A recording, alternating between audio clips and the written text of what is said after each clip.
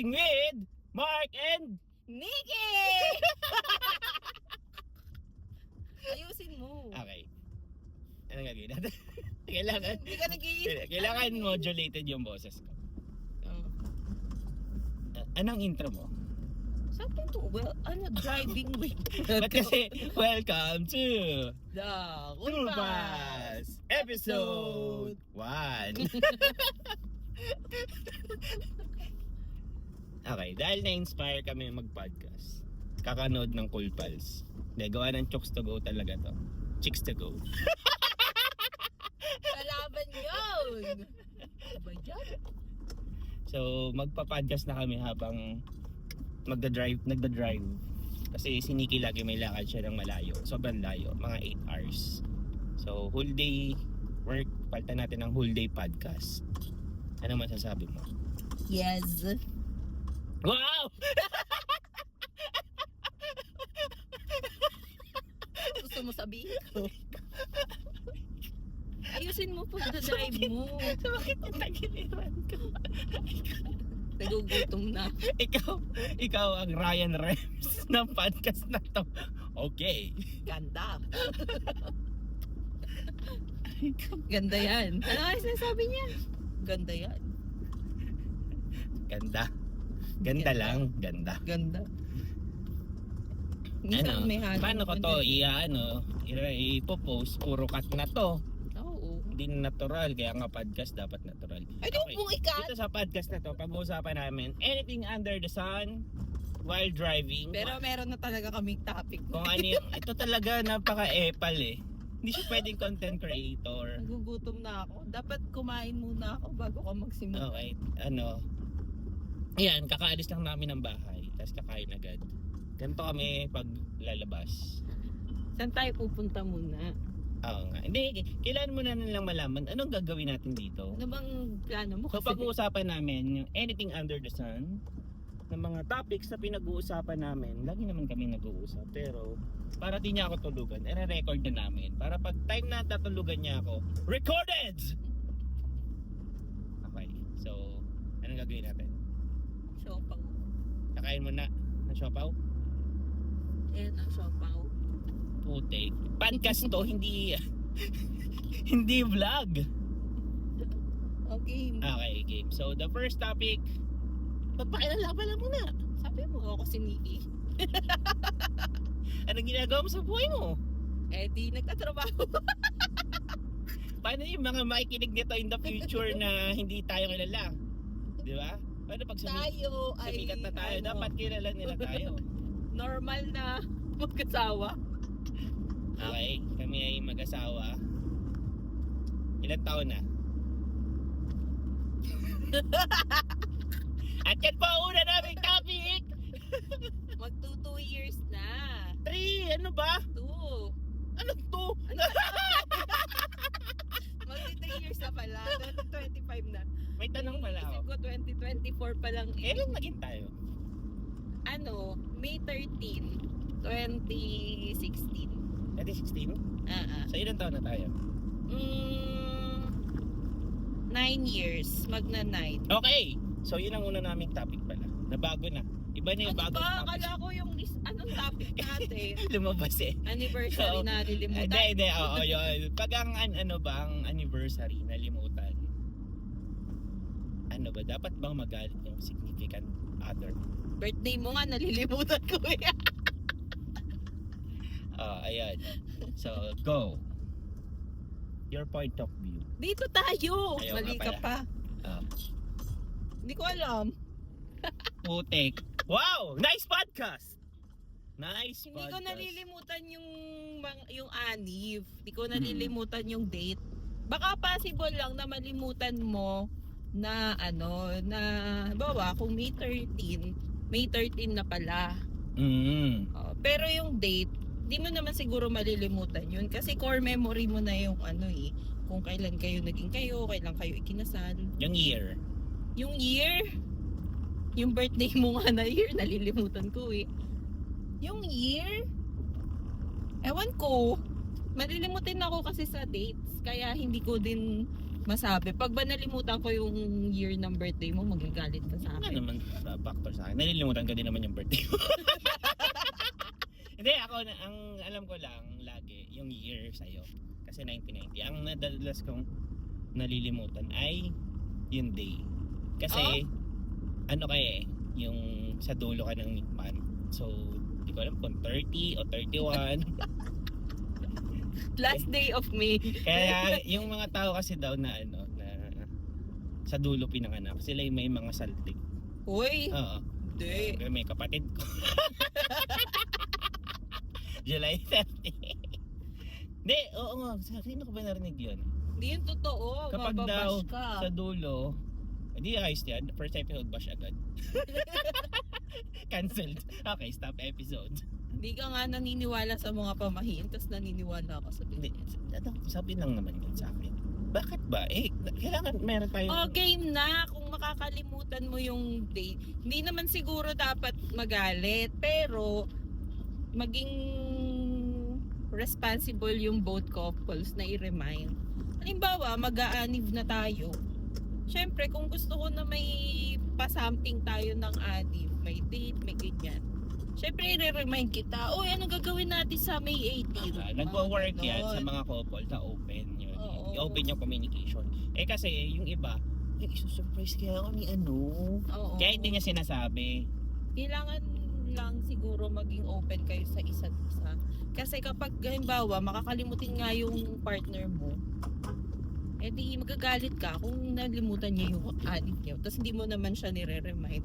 Oo, magbe-birthday ako. Magbe-birthday na ako. O anong gagawin natin sa birthday ko? So mare-remind ka na birthday ko nga pala ng ng May. Ganun din naman yung sa'yo. Pero minsan yung sa'yo pag magpa-birthday ka, wala ka masyadong na yung sinasabi. So, minsan nalilimutan ko kung September 20 ka ba o 21. Pero dahil may palatandaan Tandaan mo na lang. ako. Ayaw mo Ano na. nga yan? Yung Bakit? yung kay Marcos. Yan, Oo. kasi tayo ay tunay na BBM! Gaya ka. So alam nyo na kung kanino kami na-inspire. So okay na tayo doon sa date. Ako sa date siguro, tama yung una mo sinabi. Possible malimutan ng partner mo na ito na yung date na yun. May 13 or may 18. Hindi siya aware na may 18 today. Parang ganun. Yun yung nalilimutan niya. Pero yung malimutan mo as in totally na kailan nga ba tayo? Anong day nga ba tayo? Kinasal? Parang ganun. Parang siya sa akin. Possible may off factor. Kasi hindi ba significant yung date na? Kahit yung day lang eh. Yung year possible lalo pag matagal na. Possible nalimutan yun eh. Pero yung mismong day, parang dapat siguro siya, sabi mo, core memory. So pag core memory dapat nakatatak siya sa'yo. Sige nga, kailan tayo inasal? May 18! Ikaw nga, limutan ng year eh. Bago pala tayo. 2022. Hindi ko na, ang nalimutan ko, 2025 ngayon. Basta tatandaan mo lang, yung taon na naging presidente ulit si Marcos. Talagang, laging meron kasama. Yung taon na natalo si Lenny.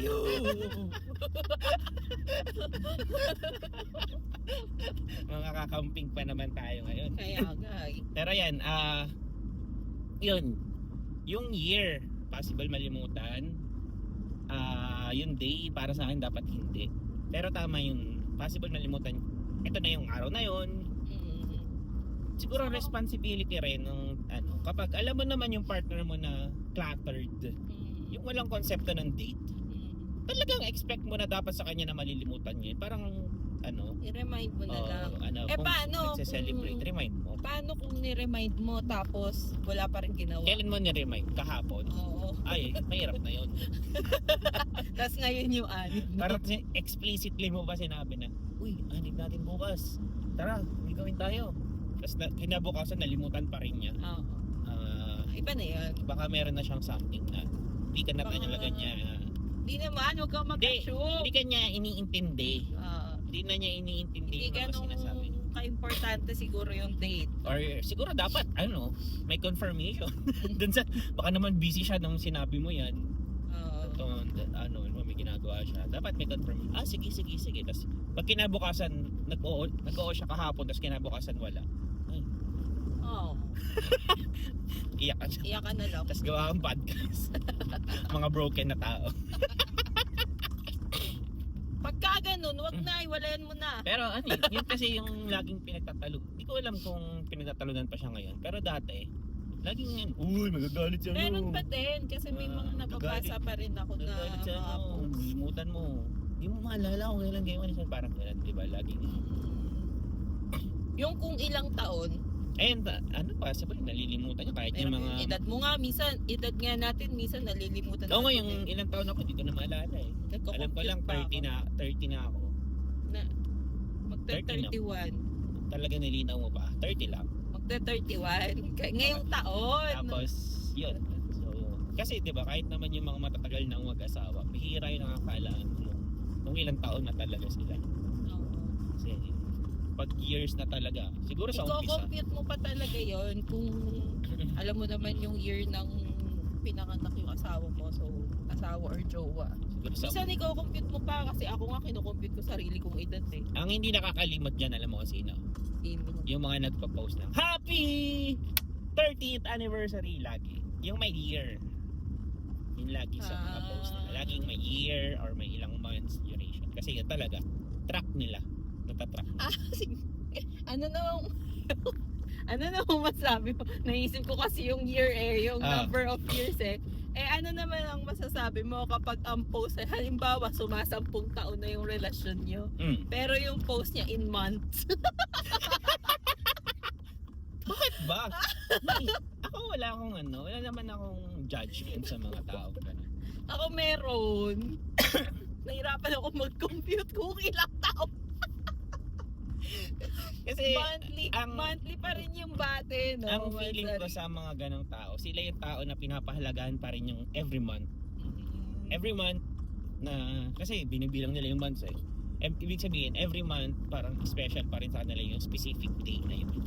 Bakit ano? Uy, 1 month na tayo. Uy, parang wala na tuloy-tuloy na every month talaga silang either may nagse-celebrate siguro sila or talagang special na naaalala niya, uy, ito na yung month na yun, ito na yung day na yun. So, ako wala akong judgment doon. Ikaw kasi judger kayo. Hindi naman, oo. Okay, cancel nyo na yan, si Nikki. Nawiwirdan kasi ako kapag ang tagal nyo na tapos monthly pa rin yung pagbibilang. Baka siguro kailangan... Or nasanay ako dahil nung time natin, yung first 12 months lang yung monthly. Tapos after nun, yearly na siya. Doon Baka na ako nasanay. oras na para pahalagahan mo yung every month. Wag na. Dami-dami natin ginagawa eh. Tapos, gusto mo pang magsingit ng isang Dapat schedule kada buwan? Every month, ibatiin mo ako. Ayoko nga. Nalilimutan ko nga lagi yung birthday. Yan. Talagang ganyan na lagi niyang binabalik sa birthday kasi papalapit na yung birthday. Oo nga, birthday ko Hindi, meron na tayo. Ay, oo nga. Meron na kaming ganap sa birthday. Meron na tayong ganap na. Welcome to... So, hindi na natin malilimutan na Oo, kasi birthday may ko. lakad tayo. Unless, nalimutan pa rin din. Hindi na yan. Kasi nakalatag na yun sa schedule. Okay. So, balik sa topic. So, ano talagang topic natin today? So, yun pala no. Nadaanan na natin yung mga pag-uusapan natin sa podcast na ito. Mga possible relationship. Sinong mga napapag-usapan natin? Dapat yata magchichika ng mga past experience. Hindi. Kasi hindi naman talaga yun yung topic eh. Okay lang yan. Baka boring lang talaga tayo. Baka ikaw. Wala tayong masyadong maikwento tulad ni Chicks to Go. Oo, kasi dami nilang experiences, no? Siguro dahil umpisa pa lang. Biro na kasi pinigilan mo agad yung kwento ko about sa ano eh. Saan? Mga sinto-sinto yung mga pinanganak ng end of the month. Kasi baliw ka. Hindi. Ano yun talaga? Pag end of the month ka daw talaga. Kaya ganyan ka, hindi mo nare-realize. Okay, so going back sa topic. Ang topic namin ngayon ay yun yung intro pala, no? Kaya pala ganun yung intro ng mga podcast. Mahaba talaga. So intro natin, yung topic natin ngayon. Ano? Okay. Yung topic natin ngayon ay dahil may napakinggan din akong podcast tapos na pantig yung tenga ko sa mga opinion nila. Kasi hindi ako sang-ayon. Tingnan mo, rinig yung jeep. Hindi mo pa nga alam yung recording eh. Rinig yan. Sige na, go Oo. na. Kasi hindi ako sumasang-ayon sa mga sinasabi nila. Kasi ako personally, hindi ganun. So, okay lang. So, ano nga ba yung topic? Yung kay na Inka Bakit? magnaye. Yung topic nila Inka na sa POV podcast, yung naaalala ko yung sa about sa porn. Ba yan? Hindi ko napanood yun. Ano nga yung topic? Ano nga yung topic natin? Yung yung sa pag-like. Okay. So, dapat ka bang magalit sa partner mo kung like siya ng like or comment siya ng comment sa mga hot babe pictures, ano tawag sa mga lalaki na hot, di ba may hot babes? Anuhin mo Ano lang pag siya lalaki? na sa pang lalaki. Yung sa hot na mga girls. Hot girls and hot boys. Hot girls lang. Bakit hindi pa eksama boys? Alam mo kung bakit? Bakit? Kasi yung issue na yan, mas lumalabas siya sa pag-like ng lalaki sa picture ng mga girls. So, sinasabi mo, hindi siya nagiging issue. Doon sana ako pupunta mamaya eh. ganun. Kasi mo agad. Ganun talaga pag podcast, natural lang Oo. tayo. Hindi siya masyadong issue pag other way around. Walang ganong trending na topic na yung girlfriend mo nag-heart ng opa. Ay, Tapos, hindi. Halimbawa, yung Hindi lalaki ako- or hindi- nag-post yung Sige. lalaki. Hindi, muna natin, i-classify muna natin yung nilalike. Hmm. Nilalike niya ay, hindi artista. Hindi artista. So, yung mga hot dudes and hot babes na hindi artista, yung Vlogger. pwedeng vlogger, pwedeng sige, kahit sino na pala. Kahit sino na. Paano kung Oo. paano kung friend? Oo. Oo. Oo. Magagalit ba kung lalaki, kung wala bang karapatan yung lalaki na magalit sa girlfriend niya Bakit or na sa iba wife yung niya? topic? Hindi, yun, di ba? Walang karapatan. Hindi ba hindi? Wala ba kaming karapatang magalit? Hindi ba magagalit? Di ba Hindi, dapat yun magalit? yung topic Ano yung topic? Di ba yun yung natin? topic? Ang topic natin, dapat bang Dapat ka, di ba yun nga?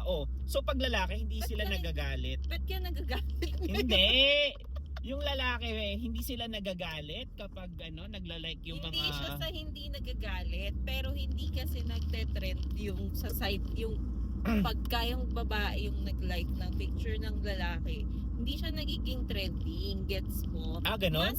Mas madami yung issue ng girls na nagla-like yung boyfriend nila sa mga post, mga pictures ng mga babae.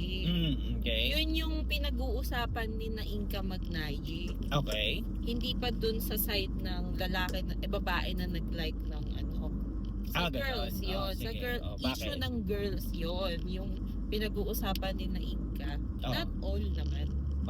So yun. So, bakit? So, dapat ba? Na Dapat, magalit. Kasi ako naman sa point of view ko dahil kilala naman kita, kung mag-like ka man, alam ko namang may reason yun. So, anong reason? Siyempre, active ka sa social media eh. Kailangan mo ng, diba? True life agent ka. So, you need that. You need to do those things. Pero, sa akin, hindi mo pa ako nabibigyan ng reason para mag-isip ako ng hindi okay. Kaya, hindi ako nagagalit. Kung meron man akong makitang, hina-heart mo dyan. Sabi ko, lang. wow, hot. Ha? Wow, hot. Hindi ka naman nagko-comment din ng mga ganun Nagko-comment eh. ako ng Nagko-comment ako. Ng hot? Na hindi. Fire emoji. Ayun pa pala. Yun kasi, yun? Sabi nila Inka ang daw nun pag yung fire emoji. Hot lang naman yun eh. Sabi Ibig niya, sabihin off na- daw din yun sa kanya. pag Kasi may mga ibig sabihin nagko-comment nga ng fire nun, hot emoji. hot yon yung girl. So hindi na kami pwedeng gumamit ng fire. Bakit nagko-comment ka ba ng ganon? Hindi. Ng fire? Hindi. Yung totoo. Hindi ko maalala. Hindi ko nakikita din eh, pero wala ako masyadong pake. Actually, hindi ko maalala kasi parang ano lang naman. Parang kasi ako, ano talaga ako, hindi pa social media days. Pag may maganda or someone na okay, ano naman ako, willing ako mag-compliment. Either vocal, sabi, uy, ayos ang forma mo yun ah. Uy, ayos damit mo ah. Wow, ha? So, hindi ko parang sa akin, Kahit nung jowa mo na ako, may mga ganun ka pa rin kinokomentan. siguro nung naging girlfriend kita, hindi pa kasi ako age. Hindi ka pa ano? Hindi pa ako AJ? ahete ng Hindi, siguro nung kasi lumiit yung circle ko eh. Oo. Nung first few years siguro natin, lumiit yung circle ko kasi syempre pag first few years of the relationship, yung mundo mo parang nakaikot pa lang sa inyo eh. Parang, di ba, para lagi kayo nagkikita, lagi Magkasama. kayo magkasama. So pag free days, kayo magkasama, kayo lagi magka-chat, magka-text, magkausap sa phone. So, feeling ko hindi ko siya nagagawa or hindi ko siya wala akong time tumingin sa profiles ng iba. Parang ganun. So, hindi ko pa rin siya work nakapagandahin yung algorithm. So, tingin ko hindi ko siya ginawa. Tsaka, factor din siguro na in the first few years of the relationship, parang maingat ka. Unless talagang balbal ka na fuck hot. Parang ganun. So, ako personally, hindi ko tingin ko siya nagawa. So, yun. Okay lang naman mag-comment. Kung Pero, ibig sabihin, pag ako nag-comment ngayon ng, wow, hot, hindi siya okay. wow, hot. Hindi kasi siya, yung hot kasi, even sa girls nga, pag halimbawa, ang hot naman ito, parang lagi siyang Objectify. Oo, parang yung dating niya, ino-objectify mo yung babae or lalaki. Tapos, So, minsan kadugtong siya ng lagi siyang kadugtong ng merong manyakol. Oo, parang ganun. Kadugtong siya ng may mali siya. Yung Okay. salitang yun ha. Kasi minsan pagka may nasabihan, meron akong na ang hot naman niya, ganyan. Kahit ako yung nagsabi, minsan pag may nakarinig, yun yung reaction nila na parang grabe, na parang nakakabastos siya. Okay. Pero minsan kasi, compliment lang talaga siya na parang ang hot talaga nito. Alam mo Okay. yun? So parang sa akin, kung gusto mong gamitin yung word na yun, di bahala ka. So, ano dapat ang comment para hindi nakaka-off sa mga girls? Pag alam mo, post mo is hot picture or bikini picture. Oh. Gusto namin i-compliment. Ano dapat yung respectful way Respectful way. na hindi may isip na talagang compliment. Nice. No malice. Nice. Ganun. Wow, nice. Nice boobies. Ganun.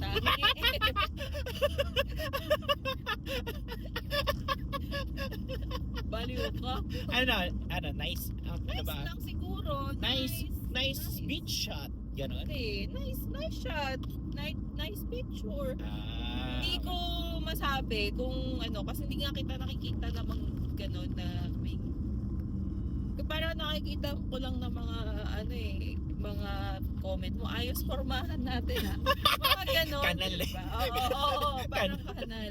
Pero diba, yung mga ganong kasing phrase, parang di naman siya, pwede kasi siya sa lalaki, pwede siya sa babae, hindi siya ganong alam mo yun, basta yung feels na gano'n, na hindi Okay. mo siya tinitingnan na katawan lang.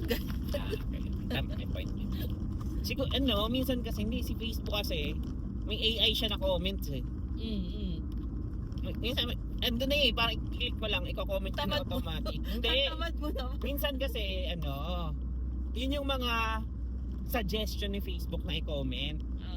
So, baka naman pag beach siya nakalagay, wow, hot, parang hot, fire emoji. Baka yun yung iniisip ko na, kaya siguro napapa-comment yung iba ng ganun. Na, Pero dun ka siguro, kung magko-comment ka, dun ka sa mga safe na words, safe na phrases. Kasi syempre, di naman natin din masasabi kung anong mararamdaman nung nag-post. Kung halimbawa, anuhan mo siya ng hot, ganyan.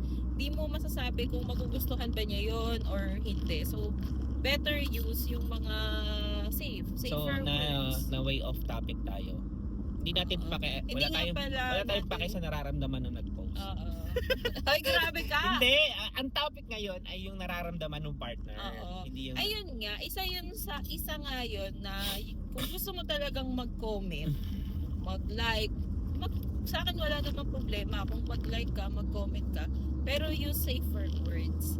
Para alam mo yun, hindi naman siya So okay lang yung offending. love reacts.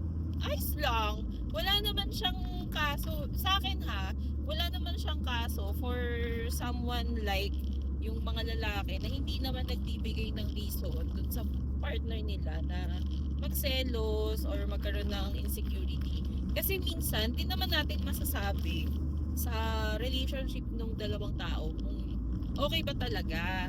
Kasi baka mamaya, yung kaya nagagalit pala si girl dahil binibigyan siya ng reason ng lalaki para magalit or para ma-insecure sa sarili niya. Bawa, hindi mo pinupuri yung jowa mo, yung girlfriend mo, hindi mo man lang sinasabihan na ang ganda-ganda mo, Hot ganyan, mo. ang hot mo. Tapos makikita niya na nagko-comment ka sa ibang babae ng ganon. So, offending yon. Kasi bakit? Hindi ka ba nagagandahan sa girlfriend mo? Diba? Kaya may mga girls na na-offend. Though hindi ko naman din kayang sabihin na lahat ng na-offend na girls ay dahil ganun yung jowa nila. Baka mamaya meron lang talagang sobrang selosa na tipong kahit hindi naman siya binibigyan ng reason para ma-insecure. Wala. Insecure na siya in the first place pala. So yung mga ganong tao, kailangan mo munang ayusin yung sarili mo din before you enter a relationship. Kasi syempre, pag nasa relasyon ka na, mahirap kung meron kang parang baggage na kulang ka sa sarili mo. Ayusin mo muna yung sarili mo, mahalin mo muna yung sarili mo bago ka magmahal ng iba. So may pinapatamaan ka ba sa mga friends natin? Hindi, wala naman. Wala naman. Sa Pero hugot yun yan. lang, kasi medyo toxic yun kapag ka ikaw mismo. So kung nakikinig ka ng podcast na to, toxic ka daw. Hindi, grabe ka. Medyo toxic lang siya. Kasi syempre, kung wala namang binibigay na reason yung guy para magselos ka or may insecure ka, pero nai-insecure ka, ibig sabihin, personally, meron kang kailangang ayusin sa sarili mo mismo. Pero again, kasi nga laging dalawa naman lagi yan. Either binibigyan ka ng reason may insecure or hindi ka binibigyan ng reason may insecure. So, tingnan mo na lang. Parang tingnan na lang niya sa relasyon nila kung nasan ba siya.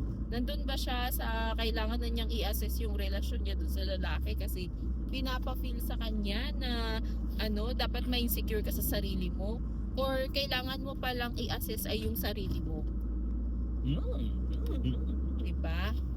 So ba't mo siya pinagalitan? Hindi naman. Kailangan mo lang kasing minsan kasi marami kasing nagpo-post na yun nga, yung minsan trending nga siya na topic na yung boyfriend ganito, ganyan, na nagla-like, nagha-heart. Pero you need to assess kasi kung saan ka bang klaseng relasyon.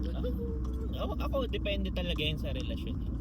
Parang pumasok ka sa relasyon parang dapat tanggapin mo kung sino yan or what. Hindi naman. Parang sa akin. Oh, hindi. Sa akin, halimbawa, couple kayo. Kakanan tayo Yung girlfriend mo, nagagalit kapag magla-like ka. So, alam mo na nagagalit siya. Alam mo na, sinabi niya sa'yo na hindi ko gusto na nagaganyan-ganyan ka. Kapag gano'n na yung, pag gano'n na yung sinabi niya na sa'yo directly or talagang magdaramdam siya kapag nakakita siya ng mga reactions or comments mo, parang mo na yun parang responsibility mo na ikaw mismo yung hihinto na dapat. Kasi para kasing ginadjust, paano nga kung ganun? Wala namang reason, wala namang kahit pa Imbawa, ikaw, si guy, hindi mo siya binibigyan ng reason Kahit- para wait lang, para Oh. ma-insecure siya or whatever. Hindi mo siya binibigyan Mm. ng reason.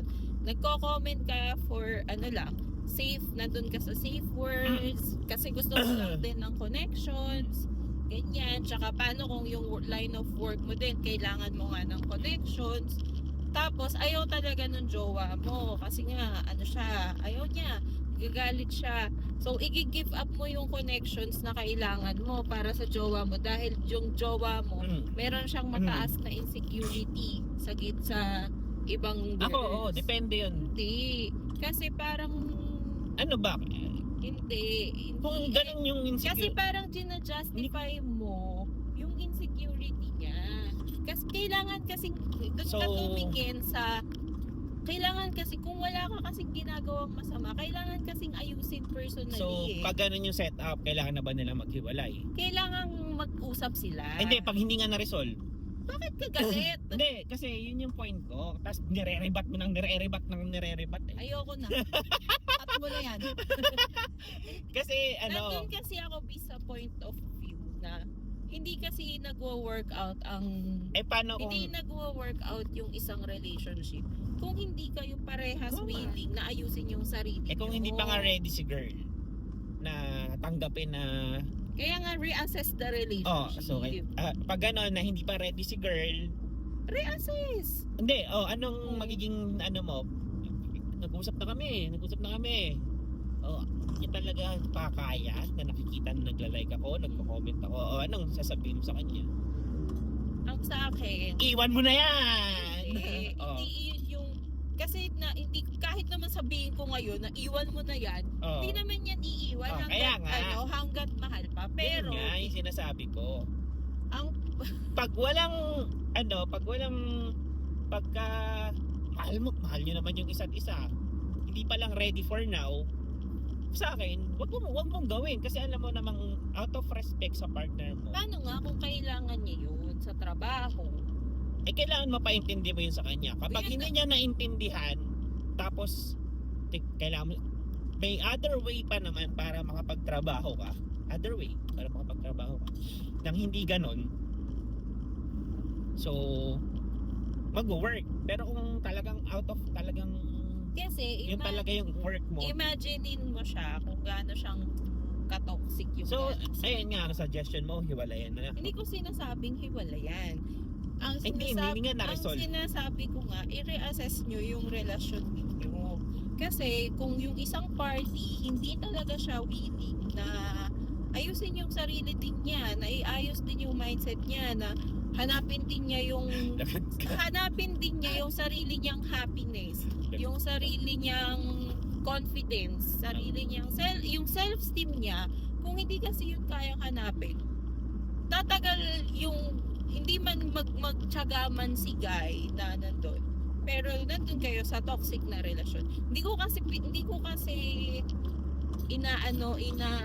tawag dyan, parang hindi ko pinapatronage yung toxic relationship eh.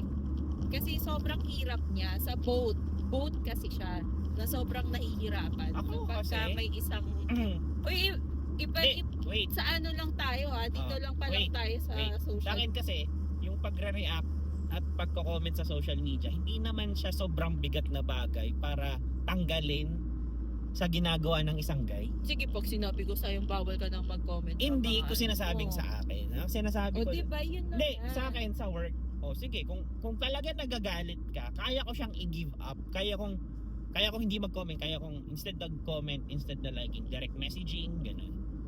Yung gagawin. So, may factor siya, may effect siya sa ginagawa ko. Pero kaya siyang gawin. Yun yung sinasabi ko. Yung pagla-like or comment ng wala lang, hindi siya ganun kabigat para i-give up yung relationship for me. Hindi siya reason. Parang kung nagla-like, Hindi ko naman sinasabing i-give up parang eh. sa akin kasi kung nagla-like comment ka lang ng out of nothing, o pag nagagalit yung girlfriend mo, hindi mo ba kayang huwag nang gawin? Hindi, ito na, ano naman to, dun lang to sa side nga na walang, yung hindi mo binibigyan ng reason at kailangan mo talaga siyang gawin. Ayun, pwede. For connection, yun yung sinasabi ko na you need to reassess.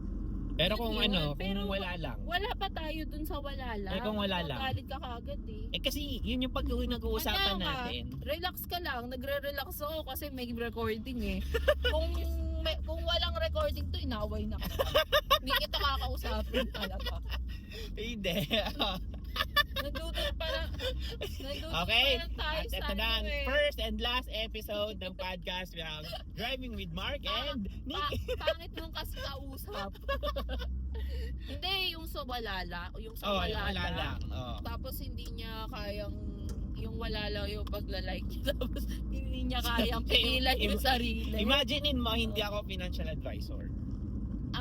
Ang magre-reassess na ng relationship yung girl. Hindi, isipin mo hindi ako financial advisor. Tapos Alam ko, naiisip ko. nagko-comment pa rin ako, nagla-love reacts pa rin ako. Magagalit ka na ba ngayon? Titen.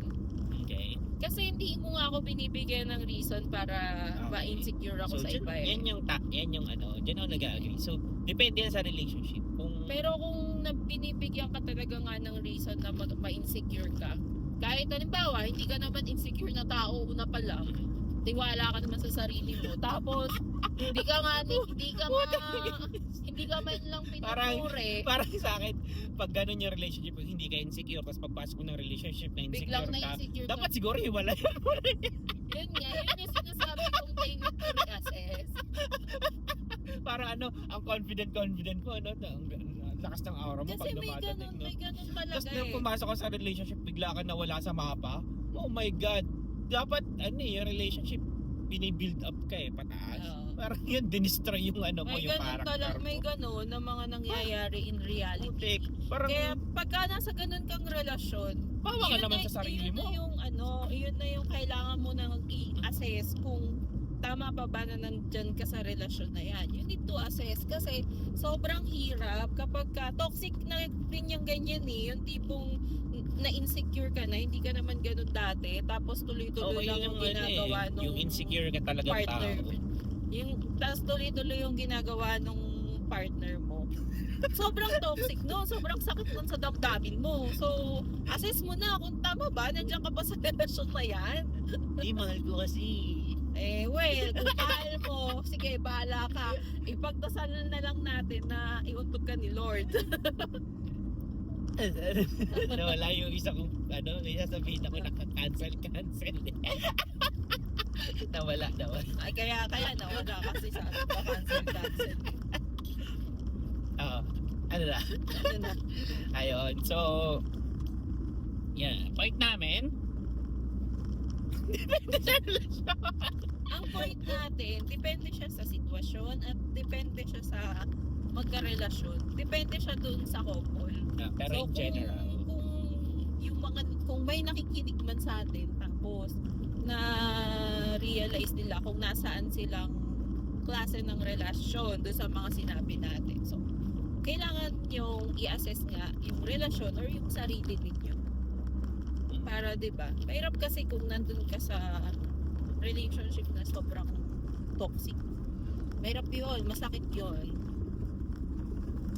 So, may factor ba yung pagla-like ng tingin mo kapag artista or dun sa mga tipong or sa mga friends, may level of intensity ba? Na, mas ayoko na nagla-like ka ng ganito, mga close friends. Siguro sa ibang kasi wag mo itanong na sa point of view ko kasi nga wala naman akong nakikitang ganun sa iyo. Halimbawa, nilike ko yung photo ni Hindi, ko lang siya na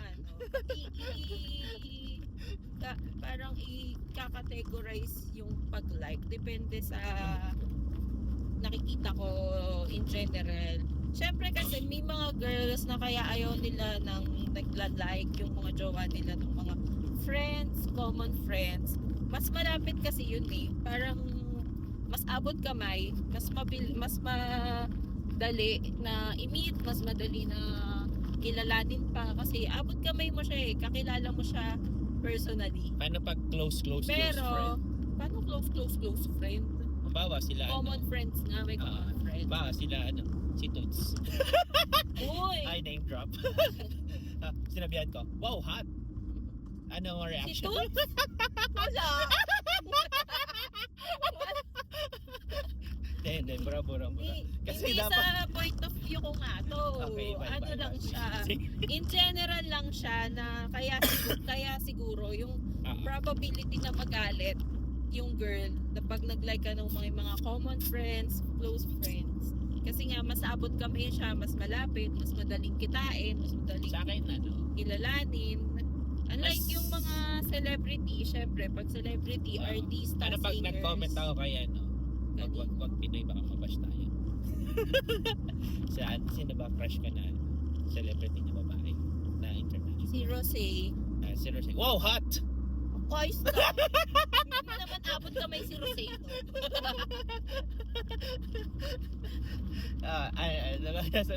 Sabihin ako, lagi na derail. Kasi puro kalokohan yung sinasabi ko Ayun! Ano yan siguro sa akin? Kapag yung someone, partner mo, react ng react, comment ng comment, dun sa someone na may sparks sila, sa akin, baka dapat siguro, sabihan mo siya. Sabihan mo siya. Sabihan mo Ano yung may partner. sparks? Bawa! Ano sila? May chemistry. May chemistry. Nagka-fling sila dati or... Nagka-fling dati? Nag-date dati. Pero friends na lang ngayon. Ganon. Siguro yun yung pwede, parang may karapatan, may karapatan ka or valid na nagseselos ka or na-insecure ka sa ganun. Bakit friends pa kayo? Nag-fling-fling na nga kayo. Bakit may ganun? May ganun na hindi naman kayo naging kayo eh. Hindi ko siya maintindihan. Next topic natin yung fling, friends, and official. Ang hirap naman ng mga topic natin, yung mga hindi ko, Ay, sorry, wala. Ang hirap ng kapodcast mo tapos walang experience sa life. Excuse me.